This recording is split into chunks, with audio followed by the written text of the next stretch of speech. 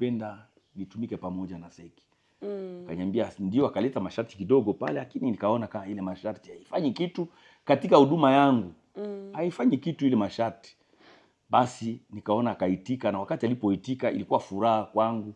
Na nikawaambia waaminifu ambao nilikuwa nao, niwaambia hapana, sisi kule hatutaenda tena kwa sababu kulikuwa mambo mengine na lazima ni mengi, mambo iko mengi. Okay. Tunajua kama maandiko nasema adui ya mtu ni mtu wa nyumba yake. Mnaweza kwa nyinyi wote mnaingia kwenye dini, lakini unaweza kukuta mtu fulani anaweza kachukia kufuatana na huduma uko nayo. Na unajua kama huduma una wivu. Wakati kama anakuona huduma unaanza kufanya kazi ndani ya kanisa, wale wenyewe walitangulia wanaweza kukupiga hata vita. Kweli. Kama wanaona ule huduma uko juu zaidi, wanaanza kupiga vita. Yaani niliona kama na mimi niombe kama vile ule mwanamke mjana, na mimi niliomba baba, kisha nikakia kuona akaitika. Ilikuwa furaha kubwa, na nikawaambia Wakristo wote tunaoshiriki nao pale, ikakuwa furaha. Basi ilibidi siku moja tujue makao makuu Seki. Na ndio maana nilijikuta mahali hapa, kadiri baba alivyoitika ilibidi sasa nione makao makuu. Na ndio maana ile ilikuwa ni mvuto kwangu kuona kuungana na Seki, kwa sababu Seki ina sifa njema hata kule kwetu Kongo. Na mwenyewe alileta mlekezo kidogo yule ndugu Arman kupitia yule Muhindi. Mimi sikujua kwenye walipatiana namba yao na yule Muhindi. Nilisikia tu namba anaanza kuita. Yaani nilimuuliza yule Muhindi, naye akasema hapana, ni yeye alimpatia Arman namba. Na Arman nikamuomba kanipa namba ya askofu. Ndio. Njoo kadiri tulivyotembea kwa kufika hadi kanisa letu la Seki. Ndio. Sasa kuna kitu umeongea kimenivutia. Ndio. Kimenivutia sana. Unajua huko nje kila mtu ana tafasiri yake juu ya watumishi wa Mungu, na kila mtu kuna namna anavyomtazama baba yetu. Ndio. Umeona? Labda kuna wale watumishi ambao wanatamani kujiunga, lakini unakuta wanakuwa wana maswali mengi. Na wanaweza wasiwe na roho kama ya kwako, kwa sababu yule ni mtu ambaye anatafutwa na watu wengi. Askofu ni mtu anayetafutwa na watu wengi sana kwenye mitandao. Muda mwingine anaweza akawa anachelewa kujibu kwa sababu pia amejitengenezea mipaka yake, kwa sababu watu wengi pia ni matapeli kwenye mitandao. Kwa hiyo muda mwingine anaweza akawa ana delay kufanya kitu fulani, akitaka uthibitisho zaidi, aidha naye akiendelea kumuuliza Mungu kwa habari ya huyo mtu aliyemtafuta. Sasa huenda pia kuna watu wanatamani kujiunga kwenye kanisa letu la Seki, lakini wana mashaka, wanatamani kumfahamu hivi huyo askofu ni mtu aina gani. Kidogo tu, kwa sababu wewe tayari umeshafika Tanzania hapa, umekutana naye, si ndio? Ndio. Mmeshakaa, mmezungumza, mmecheka, mmeongea vitu vingi. Kwa sehemu unaweza ukawa unamfahamu. Sasa natamani umwambie mtu anayetutazama. Ndio. Mtu akikuuliza askofu ni mtu wa aina gani, utamuelezea vipi? Yaani nilete ushuhuda kuhusu askofu. Yes, yani kwa namna ulivyokutana naye sasa. Kwanza, kwa sababu kwanza kumbuka, kabla hujafika mlikuwa mnaongea. Unajua mtu mkiwa mnaongea kwenye simu, unaweza ukawa unawaza vitu vingi. Lakini mkishakutana ni kama tena unafahamu vitu vipya, tofauti na namna ambavyo mlikuwa bado hamjakutana. Unaweza ukatupa tu kidogo. Asante. Kidogo tu. Yaani kitu naona anafurahi. Yaani unauliza yale maswali, haiko kujipendekeza, kusema njoo anikamate, nipendwe vizuri zaidi. Hapana. Hapana. Hapana. Yaani ni mtu, sisi tunasema wa simple. Ni mtu weko simple, ile simple, très modeste, Donc eko tu mtu wa kawaida, anapokea watu, sio mtu wa kujivuna, kujionesha zaidi ya kusema kama mimi niko askofu. Kwa sababu wakati nilipofika mahali hapa, ingekuwa mtu mwingine. Ingelikuwa mimi huku na yeye kule mbali. Anakuja anaongea na mimi kwa muda na anatoka. Lakini anaongea na mimi kwa muda. Kila wakati fasi anapokwenda kuja twende tutembee. Ananikamata kama vile rafiki. Ili naona kama hakuna kitu ambacho mimi nitaweza kusema kibaya juu yake. Ni mtu tu mtu mkaribishaji wa watu, anajua kuzungumza na watu. Yaani kama wale watu wakiangalia na ile mashaka kusema kama yeye ni mtu mwenye kujivuna zaidi kufatana na cheo wala na kitu fulani. Wanamsemea uongo. Kwa sababu yale mimi nayaona mwenyewe. Hata nakula meza moja naye. Kuna waskofu wengine hautakula naye meza moja. Hata mimi ule askofu niliyetumika naye. Sikuona nafasi anapokula chakula. Na waza siku moja tu tulitoka tukaenda katika Injili. Mbali kidogo. Tulikuwa sisi wawili na ule askofu wa zamani, Baba John. Wakati walipotutatia chakula sasa ndio tulikula naye. Sasa kisha miaka 2, naweza kwa miaka mingi sana ndio naweza kia kujikuta kama niliweza kula naye mara 2 mara 3. Muhimu miaka yote nafanya kama miaka ngapi? Lakini yeye ni yako simple. Tunakula naye pamoja, tunazungumza kama kawaida, tunacheka. Amen. Nimkaribishaji, sitasema ile ni point 4 yenyewe mimi niliona kwake. Siwezi kusema vya mbaya zaidi, lakini ndio hivyo.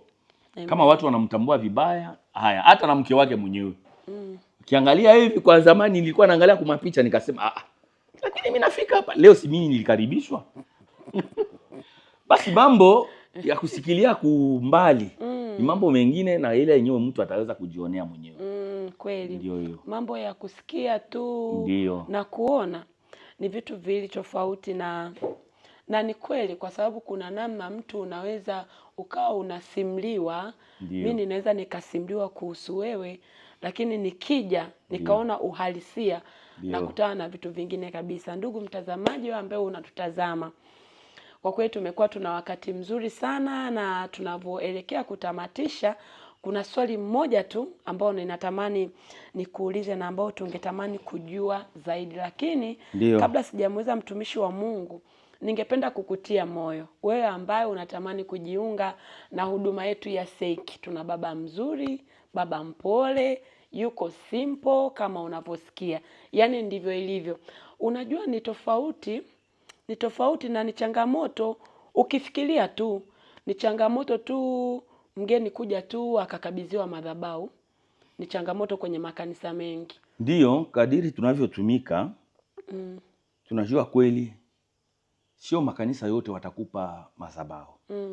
Yaani hata nilifundisha siku ile katika semina nikasema hivi, madhabahu, nikamwambia yeye baba, nikamwambia madhabahu ni kama vile kitanda chako unalala. Kwa sababu ni nafasi ambapo wewe unazungumza na Mungu, na Mungu anafanya nini? Anakusikia. Yaani mbele ya kumpa mtu madhabahu inabidi kwanza umchungue ule mtu, mjue ni mtu aina gani. Kwa sababu ule mtu anaweza kuja na uchafu wake anaharibisha yale madhabahu. Yaani ni kitanda chako.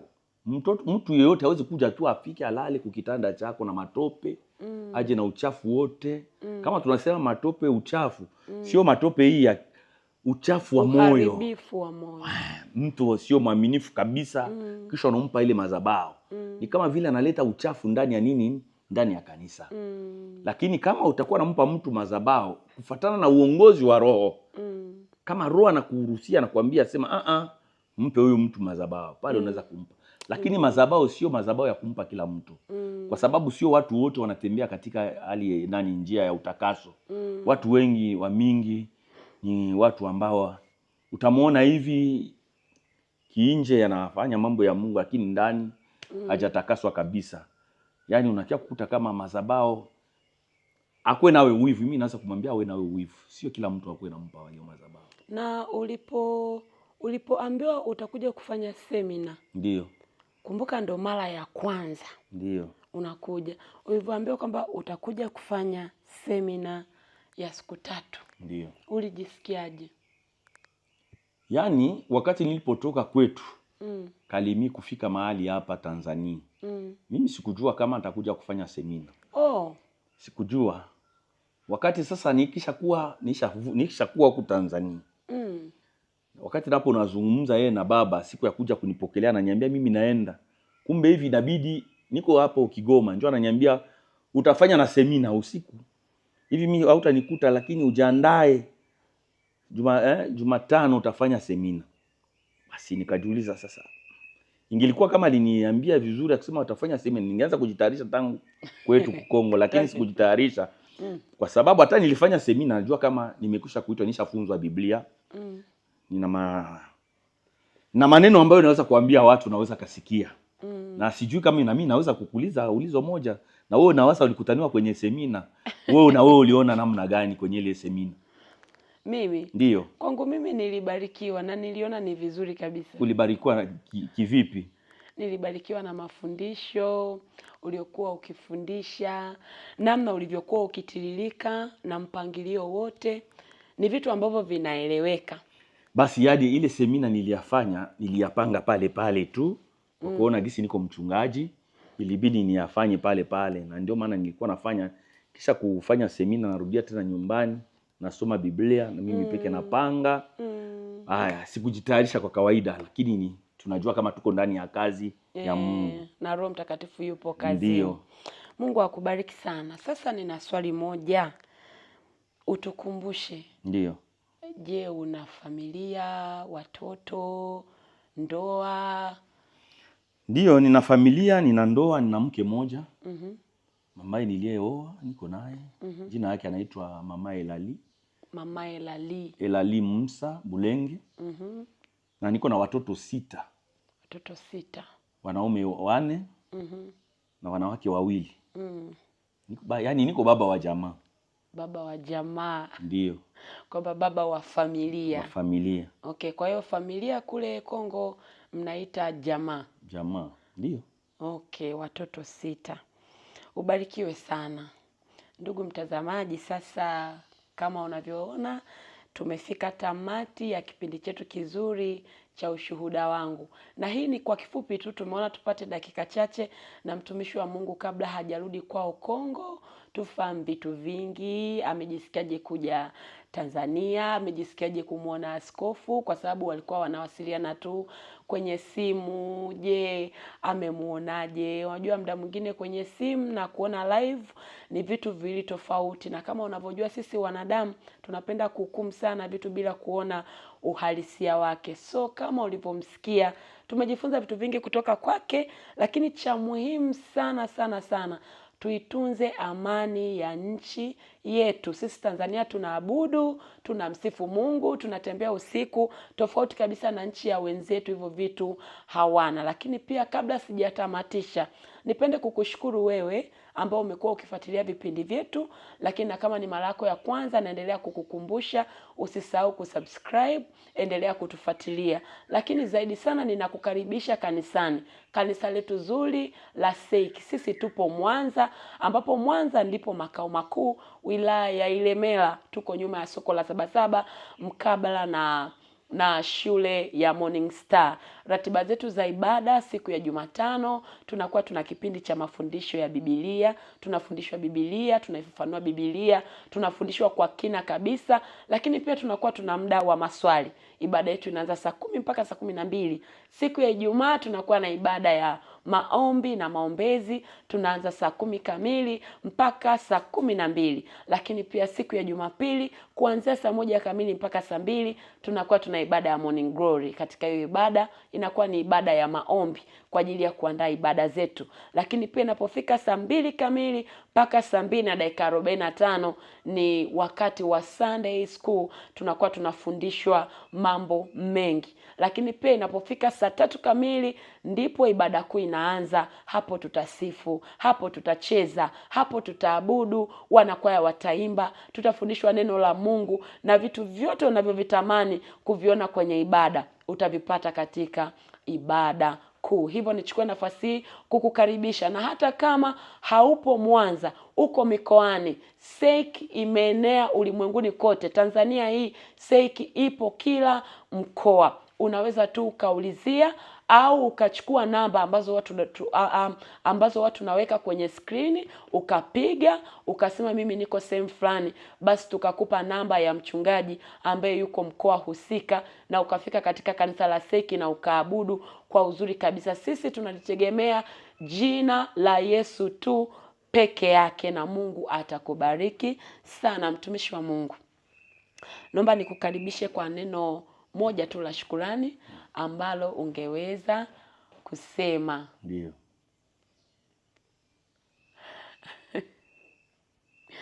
naomba nikukaribishe kwa neno moja Sawa. ambalo ungeweza kusema na watazamaji wetu.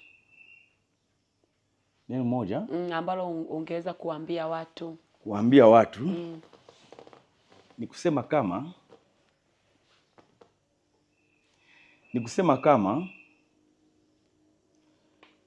tunafurahi sana kuona jinsi gani sisi tunazaliwa katika kanisa la SEC.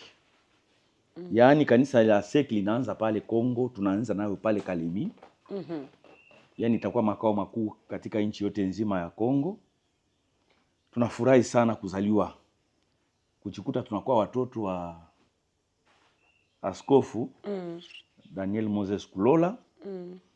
Kitu tutawaomba kama vile Wakristo wanavyotusikia na watu wengine wazidi kutusaidia kutusaidia kiroho hata na kimwili, kwa sababu tunatumika katika hali ya kimaskini kwetu.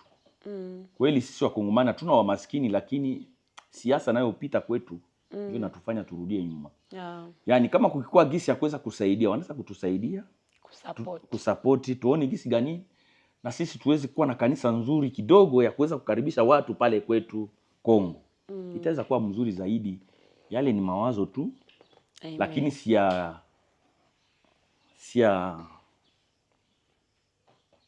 sema nini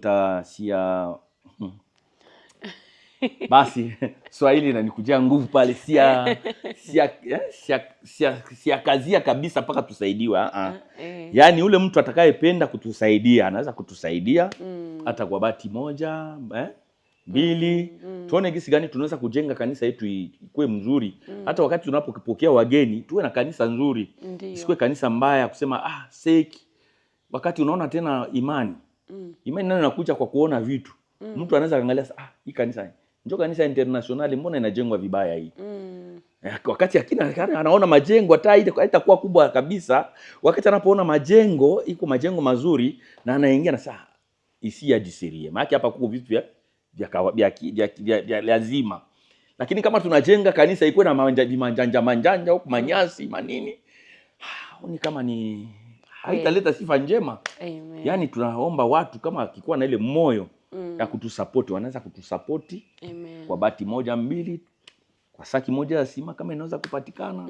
Yaani msiku ijayo tuwe na kanisa nzuri yenye itafanya watu hata anatoka fasi fulani anakuja anaangalia anasema kweli, ijapokuwa kama kanisa si kubwa, kuko kitu kinaonesha kitu kizuri pale. Basi inaonesha kweli furaha ya kuona kama ni kanisa ya SEC. Lakini sibakie kanisa ya SEC, tubakie mule mkanika kitu tu hivi. Hapana. Yaani SEC iwe kama vile kanisa ya kupanuka ya maendeleo. Amen. Ndio ni mawazo tu kidogo, lakini si akazia wala kumshurutisha mtu. Ndio nilikuwa natafuta ile kushurutisha, siashurutisha mtu. Yaani ni maonyo. Wewe unaniuliza unaona maoni gani kwa mawazo gani? Mawazo yangu ni ile tu ya kusema kama mtu akikuwa na ile moyo ya kuweza kusaidia, anaweza kutusaidia. Tuone gisi gani tunaweza kufanya jengo nzuri zaidi. Amen. Na ile jengo inaweza kuwa inaleta tena kama vile injili. Amen. Kwa sababu jengo nayo ni injili. Amen. Ndio. Amen. Ndugu mtazamaji, tumefikia tamati ya kipindi chetu kizuri sana. Hapo chini ya hiyo screen yako utaona kuna namba zinapita ambazo utaweza kutuma sadaka yako kwa ajili ya kusupport huduma yetu ya SEC, kusupport huduma yetu ya ushuhuda. Unavyoona hivi vitu vinaenda ni kwa sababu ya pesa. Kwa hiyo na wewe ukiweka mkono wako pale, ukitoa sadaka yako, Mungu atakubariki sana. Tunatamani huduma hii ifike sehemu mbalimbali, lakini pia tunatamani vipindi vyetu vifike sehemu mbali zaidi. Kwa hiyo pia na wewe ukitoa sadaka yako kwa hiari yako na kwa moyo wako wa kupenda, Mungu atakubariki sana. Balaam kwa familia ya Kongo, na Mungu awabariki.